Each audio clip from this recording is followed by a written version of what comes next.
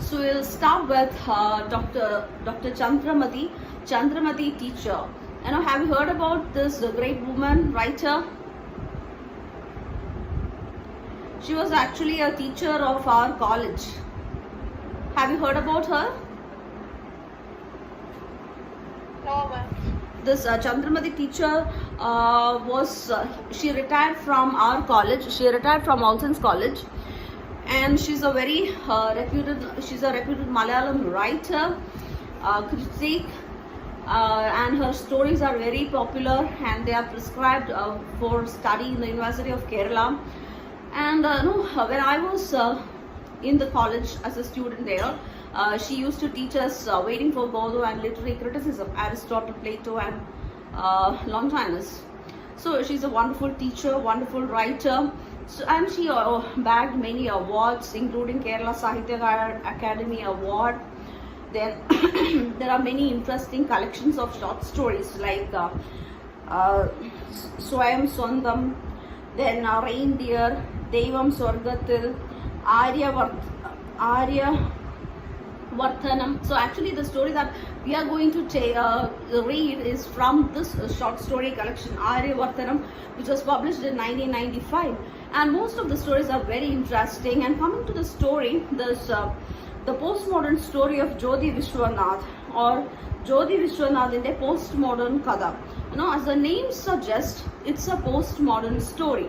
In literary criticism, you have learned about different trends in criticism, right? Or different movements. And by the 1950s, we have this postmodern era, postmodern movement in literature, in art, in music. And one of the features is popularity of metafiction.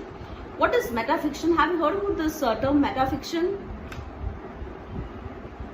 So metafiction is actually a very self-reflexive work, which makes the reader aware that the reader is reading a story, reading a piece of fiction and not reality. We won't get lost in the story. Did you get what I am trying to tell you? There are certain stories, realistic stories, that when we read, we find that, or we get lost in the story. We identify with the characters. It has got a realistic touch. The characters are so real that we identify with them. Don't you think so? Like there are certain novels, even films. When we watch, we get attached to the character. We identify with them. Don't you think so? Yes. So, but unlike those stories, unlike those pieces of fiction, this metafiction makes the reader aware that he or she is actually reading a fictitious piece. Saying in between, you find the presence of the writer in between, reminding you. So this is a character. This is a story, and you are a reader, and you are reading this piece of writing. Did you get what I am trying to tell you? You won't get lost in the story. You won't be able to identify with the characters. Because you are made aware that you are reading a fictitious piece. You are reading a story and not reality. That is one a genre which became popular during the postmodern era from 1950s onwards. And we have many writers like Italo Calvino, Umberto Eco, many writers resorting to this technique of writing, to make the reader, to distance the reader away from the story. The reader, you will find the writer in between coming and making observations and giving certain judgments or critical comments on the writer, on the characters, on the situation, and so on. Such a story is this. The postmodern story of Jyothi Vishwanath. The title itself suggests it's a postmodern story. It is not an ordinary story. It is not something real. There is this character, Jyothi Vishwanath. There is this husband. There is this servant character. So we are made aware that we are reading a story. Is it clear? So we'll move on to this story. I want all of you to take this textbook and turn to page number 104. Did you bring your textbook along with you? Yes, ma'am. All right. Yes, ma'am. All right. So we'll Yes, read ma'am. the story. So in between, turn to page 104. All right. So we'll begin the story. The postmodern story of Jyothi Vishwanath by Chandrika Balan. May the author state something at the outset itself. So, this is unlike an usual story. It's not an usual mode of storytelling. The author is asking a question. May the author state something at the outset itself. You are made to aware that the author wants to communicate something with the reader at the outset itself. This story is purely fictitious. That is the statement. There is nothing real about it. And it has no connections whatsoever with people who are merely alive or with people who have escaped unto death. Any semblance to life, if discovered, has to be dismissed at once as a figment of fancy. So, there is no connection or association with real life people.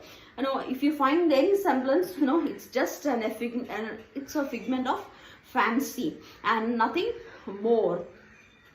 The reader is given full freedom to read the story without any prior sanction from the author at one sitting or piecemeal. You can read the story at your own pace. You can sit all day and read, or you can sit at maybe within an hour and you can finish it off. It's as you please. The reader can stop reading now itself and decide not to read it at all. This is the way the author communicate with the reader.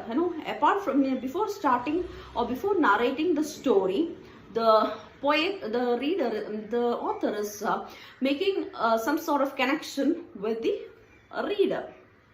The writer is making connections with the reader. So the reader can decide not to read it at all. And if by any chance you continue to read, please feel free to break the reading whenever you like. Such exorbitant freedom is usually given only by Milan Kundera, Borges, or Italo Calvino, or some of our writers who imitate them. These are the writers who resort to metafiction, Milan Kundera, Italo Calvino, and so on. You can even edit the story or rewrite any of its paragraphs. As for the postmodern tag in the title, the adjective has been added as a signpost to future critics who otherwise would attach it only to writers of their choice. So that is another thing. This is a message to the critics. The critics, they will classify works as they please. So this writer wants this piece of story to be classified as postmodern story, and that is why I have attached this tag postmodern to the title. She talks all these things to the reader first before starting the story. The name of the heroine or the female hero has been chosen after a lot of careful thought, because again, in between we find such a feminist touches in between, the reference to female hero. She's educated, and what kind of person is this? The woman of the story. She's an educated, efficient, and well-experienced modern woman, and so outdated, rustic names have been discarded. Our lady passed her MBBS quite honorably without paying any capitation fee, went abroad for higher studies, and like any good-looking Malayali girl who goes abroad for higher studies, returned with a husband. So this is the story of the woman, story of our heroine or the female hero, as Chandrika ma'am says. So she went abroad for higher studies, doing MD, and found a husband. Her father, Mr. Ramanath Menon, had cautioned her while seeing her off to United States.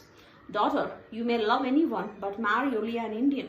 So this is a piece of art. Again, we find postmodern outlook in the behavior of her parents also. When she was off to US, she was told by her father that you can love anyone, you can fall in love with anyone, but marry only an Indian. Now, if whether you love him or not, marry only an Indian.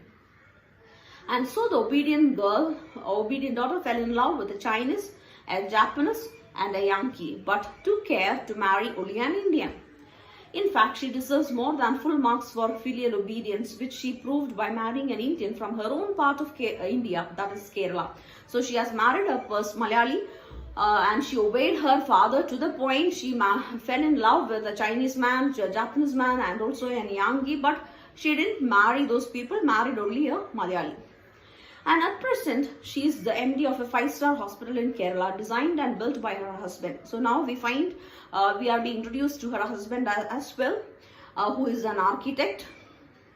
So is an engineer, an architect to be precise. For such a resourceful woman, less sophisticated names like Bhagavati or Dakshayani will simply not do. So again, the author is connecting with the reader, saying that names like Dakshayani and Bhagavati will not suit our character. She's a very modern girl, so we'll call her Jyothi, the beautiful burning flame. Jyothi, the light. A pinch of symbolism has been added to the choice of hero's name. And coming to the hero's name, Vishwanath means Lord of the Universe. The signified is God, of course, but for the purposes of this story, we shall take only a fragment of the universe, a little planet or our earth. From the beginning of time itself, the rulers of this earth had been men. Aja, Adam, Allah, the majority of people in history, they are all men. Any ministry, the head of the family, so on and so forth. But the earth has never belonged to any of them. Do you suspect a feminist flavor in this story? Again, the author is communicating with the reader and asking, do you think this is a feminist story? Is there a feminist thread running throughout the story? Is there a feminist flavor to the story? You probably think Jyothi is the earth that refuses to be ruled by the Lord. Well, symbolically you can say that Jyothi is a woman who refuses to be ruled by her husband, the Lord of the Universe, Vishwanath. But it's not so. And she says, the author, protagonist says, the writer, well, the story has only begun. And at this point, even the author cannot see where it is headed. But readers who sympathize with the feminist cause will be glad to know that Vishwanath is a feminist. So now she makes a point. Now, this Vishwanath, this man, he is a feminist. He is an ardent feminist. The photograph of him standing next to Simone de Beauvoir under a leafless trunk in frozen Paris enjoys the same pride of place in Vishwanath's drawing room as his wedding photograph. So now we are introduced to the drawing room of Vishwanath and Jyothi. So there is their wedding photograph there in the hall, and near to it you find the photograph of Vishwanath posing with Simone de Beauvoir, the famous feminist writer, feminist critic and writer. So we get to know that he has got a feminist outlook, and he claims that Betty Friedan, again a feminist critic and writer, had gifted him an autographed copy of The Second Stage, and further that Megan Terry had been inspired by him to write one of her famous plays. That story runs like this. The author gives an account of how this Vishwanath influenced Megan Terry, a playwright. On her way home from off-Broadway, Megan Terry had stopped to buy some canned food at a department store. As she got back into the car, Vishwanath took out a can from the shopping bag and read aloud, "Keep tightly closed in a cool, dry place." Then turned to Megan Terry and said, "This is how we Indians keep our women." So, it is symbolically, it is correct. He makes this comment to this woman, and she was inspired to write a play about women. So, there is this can of canned food, and it is tightly closed and kept in cool, dry place. And he makes a comment saying that, in India, back in India, Indian men keep their women tightly closed or confined within the walls of the house. Oh, Megan Terry laughed and then went home and wrote a play with the same title. Unlike most other feminists, Vishwanath preached what he practiced. He did not grumble or pull a long face if his doctor wife came home late. So now we get to know their routine and how things were with them. So he was never irritated with his wife being educated, wife coming late home, or wife getting guy achieving something great.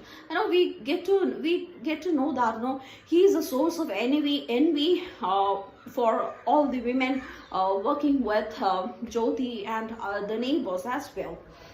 And instead he received her with a smile. And whenever Jyothi went out of town for medical seminars, it was Vishwanath who packed her suitcase for her. He even called at the airport to find out the ETA of her flight back home and waited at the airport in his car. He had time for all this as his office, the Nest, architect cum designers. Let us help you build your world, was never crowded. So we come to know that he is not that a successful architect or an engineer. His office is not that crowded, and he has got enough and more time to spend and wait on Jyothi. On nights when Jyothi was late or dining out, Vishwanath would eat his dinner warmed in the microwave by Sanda, the maid alone, recline on the hammock in the balcony and watch out for Jyothi's Contessa. So now we are introduced to another character in that household, Shanta, the maid. And this was the routine. This was enough to make the neighbors, especially women, terribly jealous. The very women who claimed to be feminists but were careful to reach home in time to give their husbands their insulin tablets. So there were even feminist women, feminist activists around them or near them, but they themselves were forced to come back to give insulin tablets for their husbands, who will not take medicines themselves. So this Vishwanath was a source of envy for all those women. Now the author wishes to reveal a truth that is expected to shock the readers. Jyothi is not a feminist. On the other hand, this woman, in fact, on 14 May 1986 at Illinois, Jyothi had told her friend Adrian Clinton, "I hate all feminists." By the way, Adrian Clinton is not related to this President Clinton. In between, so we get to know another character, a colleague or a friend of Jyothi, and then the author is addressing the reader as well, that she has no connection with Clinton whatsoever. Adrian's mom had been a member of the bra-burning brigade of American feminists. Jyothi had really perplexed her with the story of Kerala women who fought for the right to cover their breasts. So we find, there are two events in history which are entirely, which are contradictory. You can say, one is the Indian Kerala women fighting for their right to cover the upper part of their body. Long back, they were not allowed to cover their upper parts. But at the same time, this Adrian Clinton is Clinton's mother, is part of this bra-burning brigade, where as an expression of freedom, these feminist activists, they came together and burned bras, and they went braless. So these two movements are being brought together and is being conveyed to the reader. Jyothi's feminist neighbors in Indira Gandhi Nagar looked down upon her for her unsympathetic attitude towards their struggle for women's rights and equality. They spread the rumor that Vishwanath was a henpecked husband who would even wash Jyothi's undergarments in the washing machine, of course. The president of the Butterfly Women's Association of Indira Gandhi Nagar is said to have remarked to its secretary, "What's the need of becoming a feminist if one gets such a husband?" So then again, there are certain conversations that is happening in her neighborhood that he is a henpecked husband. That is usually a talk in the Kerala society. Specifically, if a husband is very caring towards his wife, washing clothes for her, doing some household chores, he will be classified as a henpecked husband. And then these people says, if you get such a husband, there is no need for you being a feminist. So that is how the people around his household talk. Of course, Jyothi never came to know of any of these stories, for these women feigned such sincere affection and regard whenever they saw her. In any case, Jyothi would have had no time to respond to them, even if she had heard of their comments made behind her back, because she was very busy. She was a very successful doctor and a scientist, you can say. Even if she had heard any of these comments, she won't have time to talk back. Her all too rare holidays were spent in kitchen making ghee rice for Vishwanath. He liked it best when it was garnished with browned onions, nuts and raisins, and served with salad, papadam and pickle. After a hearty lunch, they would enjoy their sister, then go out for a movie or a concert, dine out and return. And since these days were once in a blue moon anyway, how could Jyothi find time to respond to this gossip? So she was not bothered with the gossip, and she was not aware of this gossip as well. And these are the things that they used to do when they were on holidays. When she got a holiday, the author knows the question that now forms itself in the reader's minds. Usually after marriage, when they are successful or successful or not, people will start asking, what about children? So same question is being targeted against this couple as well. Doesn't this couple have any child? Well, a great deal of thought has gone into it. To tell you the truth, story writing makes every author a god, because the author is creating the story. The author has the power to give birth to someone or kill someone. So author is like a god, for he or she has the right to play with the lives of the characters, even kill them for sport. For instance, these pens can give, not give, give and take, and away any number of children to Jyothi and Vishwanath. The first impulse was to give them 1 or 2 kids to be sent to boarding school in contemporary fashion. Only then can these children grow up and put their parents back in boarding institutions for the age. So, we find in the story underlying humor. At the same time, humorously, she's talking about, or she's referring to certain vices or evils that is found in our own society, where these old age people have old people are put into old age homes, and so on. So, we find Chandrika ma'am talking about all these things, bringing all these social evils, and she's trying to bring all these things together. But on second thoughts, it was decided not to give them any child. If you have no time to look after your children, and if there is no guarantee that your children will look after you in your old age, why should you bother to have children at all? So that is the argument that she makes. What is the point in having a child? Because you don't have time to look after your child, and the child, when she or he is grown up, they won't get time to look after you when you are old. So why? What's the point in having a child after all? So let Jyothi and Vishwanath take resort an oft-heard cliche. We cannot think of anyone else coming between ourselves, even if it is our own child. We are so much in love with ourselves, and we don't want to share, or we don't want anybody to come in between our relationship. A cliched answer. And thus their days flowed on and on till one day a team of foreign doctors landed at the airport in response to Jyothi's invitation. They had come to collaborate with Jyothi in her experiments to extract an antidote for AIDS from our neem or margosa. Jyothi's days and nights were given over to working at the laboratory designed by Vishwanath. Vishwanath too had been caught up in Jyothi's enthusiasm at first, but the feeling wore off in due course. Jyothi was completely preoccupied with all her experiments, dinner parties and Kathakali shows she arranged to relax the nerves of these overworking doctors. Left to himself, Vishwanath withdrew into a solitary world of his poetry. So things changed. There was a twist in the story. Once a group of foreign scientists, doctors, came to experiment, to share the experiment with Jyothi about developing a medicine from neem. And Jyothi was working hard day and night in the laboratory. The laboratory was designed, of course, by her husband. And she was so much preoccupied that she didn't get any time for Vishwanath. And Vishwanath took solace in her poem, in his poems. Now we get to know that Vishwanath is not just an engineer, not just an architect. He is a poet as well. And we get to know the flavor of his writing.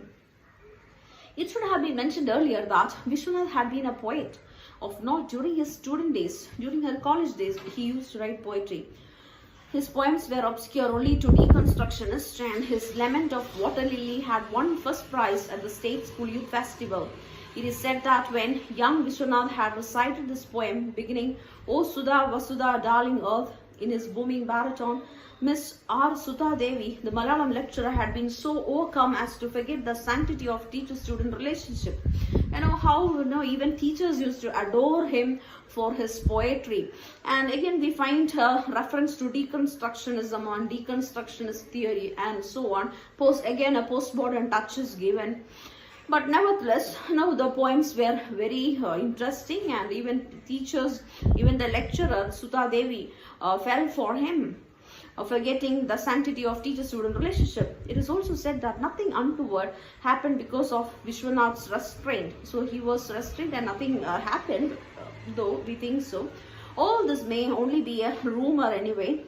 Anyways, the printer's ink never had good fortune to touch Vishwanath's poem after his college days. But after his college days, he didn't write anything much.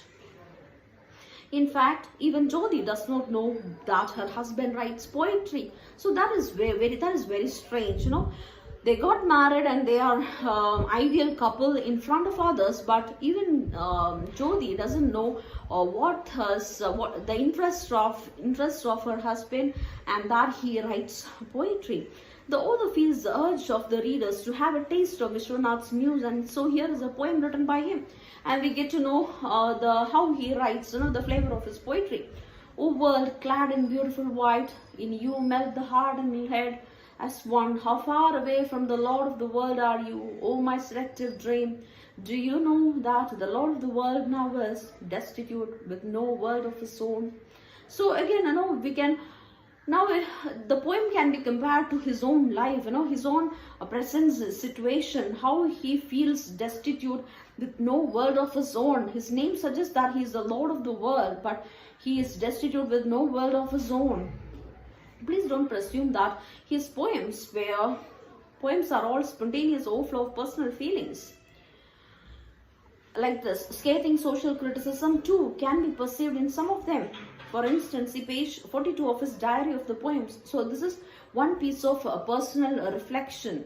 And then he has written something about the social situation as well. Clouds in the horizon, the fiery downpour of Union Carbide has left them empty, vaporless, and they stand and wait for the birth of the death within.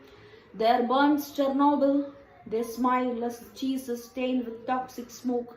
So the issue in Chernobyl, the blast in Chernobyl, the gas leak, the leak in Chernobyl. So he writes about social evils as well. It is indeed unfortunate that the critics never got a chance to see or assess them, because he never published his poems. It is indeed unfortunate that the critics never got the chance. Something must have happened on those lonely nights when Vishwanath reclined on the hammock and tried to capture the myriad poems swimming about in the air around him. Q Zara Zara, what it is, the author is not certain. So something happened during those solitary nights. When he was reclining on the hammock, something strange happened, or there is a twist, or you can say something which is being normalized in the societies, in the hypocritic societies of our times, happened in his house as well. When Jyothi had seen off the last member of the medical research, and finally the experiments were all over, and now she is finally getting free from those days. Team at the airport, she was exhilarated to say the least. Her research was nearing fruition. She was all set to exercise the fiend of AIDS with the magical charm of neem. She only had to put it in the form of a thesis and submit to WHO with the slides and video cassettes. International fame, recognitions, awards, world tours, all awaited her. Somewhere in the air, she could even feel a Padma Sree or Padma Vibhushan. This is her. She was ambitious. She was aspiring to get some of these things, either by Padma Sree or a Padma Vibhushan. Resting her head on Vishwanath's chest, Jyothi babbled on about her future prospects. Slowly, she fell asleep, unable to feel his coldness, and saw a dream in her sleep. So because she was sharing all these dreams, but unlike the older version of Vishwanath, now he was very cold to the dreams of Jyothi. Maybe he didn't even hear it when she was saying. Now, don't ask if anybody would dream without sleeping. Several people, including the author, do it every day. You can dream even without sleeping, right? And including the author, do it every day. Jyothi, in her dream, was flying to Sweden to receive the Nobel Prize. This was her dream. The aeroplane suddenly hit an air pocket, and Jyothi opened her eyes with a start. To her surprise, she saw Vishwanath closing the bedroom door from outside. So, she woke up from the dream. She was about to receive this Nobel Prize, but the airplane got hit in some air pocket, and she opened her eyes, and to her surprise, what she saw was her husband was getting out of the bed and closing the door behind in the middle of the night. After the initial bewilderment, Jyothi got up slowly and, like an intelligent wife, followed him. She saw Vishwanath going down the stairs to the dining hall. He crossed to the kitchen door, which was slightly ajar, like an open invitation. The kitchen door was open a bit. He entered, closed the door behind him, and Jyothi heard the click of the lock from within. So this was something that happened, and it was very strange for Jyothi. And Jyothi finally discovered this, and she was surprised to see her husband going in the middle of the night to the kitchen and closing the door where Shanta, her maid, was sleeping. And it is interesting to speculate what Jyothi would have done, and had she been a traditional wife. And now we have again the author coming in between and making observations. What will Jyothi do? Seeing her husband spending the night with her maid Shanta. So, like a traditional wife, will she go and make a will she scream at them and send the servant away? What will she do now? And she could have kicked open the closed door of the kitchen. She could have rolled on the floor hysterically, crying and cursing loud enough to wake all the neighbors. Depending on the intensity of the emotions, she could even have tried to commit suicide. Had she decided on suicide, she could have chosen an ugly spectacle of death by hanging from a fan, or a beautiful death with an overdose of sleeping pills, or even a scientific death by slicing her veins. But Jyothi did not do any of these things. So these are the author tries to bring in certain reactions that we find in our society. How women behave when they find their husbands cheating. Some will resort to suicide. Some will, some will fight, and these are the things, normal things that we find. And she paused, but Jyothi didn't do any of these things. Very interestingly, we find Jyothi giving another justification. She paused on the stairs and reflected for a while. The laboratory with its lights, projectors, computers, and guinea pigs. The treatise to be written, the innumerable preoccupations in the years to come. In the midst of all these, how could Dr. Jyothi Vishwanath find time to cook sambar and avial, and go to the market to buy fish and vegetables, fill the empty cans in the storeroom, wash the soiled clothes, to sort them and put them in the washing machine, that is, manure and water the plants, vacuum clean the house, feed and bathe the brush, 2 Alsatians and 3 poodles. So there are 5 dogs there, and look after the countless lovebirds. So who will do these jobs? If I send this Shanta away, if I start screaming and make a scene, what will happen to my career, the years to come, the project, the awards that I'm supposed to get? No, Shanta has to say. So I cannot send the other maid Shanta away. Shanta has been there for years and is now like one of the family. She knows everyone's likes and dislikes by sheer instinct.